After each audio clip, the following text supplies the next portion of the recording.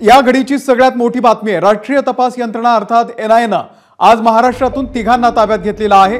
छत्रपती संभाजीनगर, अमरावती आणि भिवंडीमध्ये एनआयएनं कारवाई केलेली आहे। छत्रपती संभाजीनगर मधल्या बीड बायपास भागात असलेल्या एका मदरशामधून एनआयएनं ही मोठी कारवाई केलेली आहे। 22 वर्षीय एका तरुणाला त्यांनी त्या ठिकाणी ताब्यात घेतलेला आहे। तर भिवंडीमध्ये सुद्धा एनआयएनं ही कारवाई केलेली आहे।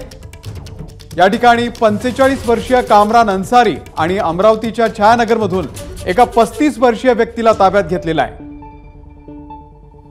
कृष्णा केंडे आपल्याला या संदर्भातले अपडेट देतील। कृष्णा,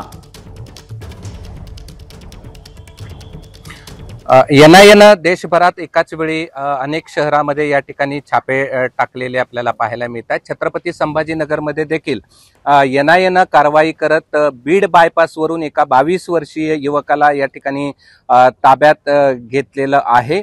बीड बायपास मधल्या एका मदरशातून त्याला ताब्यात घेतले असल्याची प्राथमिक माहिती आहे आणि अमरावती असेल, भिवंडी असेल, शिवाय देशभरात अनेक ठिकाणी ही छापेमारी करण्यात आलेली आहे। छत्तीसगड किंवा इतर जे राज्य आहेत त्या ठिकाणी छापेमारी करण्यात आली आहे। एका ठिकाणावरून तर मदरशातून एक संशयिताला ताब्यात घेतल्यानंतर तिथे जमावानं एनआयएच्या ताब्यातून त्या आरोपीला सोडून घेतल्याची देखील प्राथमिक माहिती मिळते आहे। मात्र मागे 2 महिन्यापूर्वी जी छापेमारी एनआयएनं केलेली होती त्याच अनुषंगाने ही छापेमारी झाली असल्याची प्राथमिक माहिती पोलिसांनी दिली आहे। मागे देखील छत्रपती संभाजीनगर मधून एका युवकाला ताब्यात घेतलं होतं, जालन्यामधून एका युवकाला ताब्यात घेतलेलं होतं, मात्र चौकशी करून त्यांना सोडून देण्यात आलेलं होतं।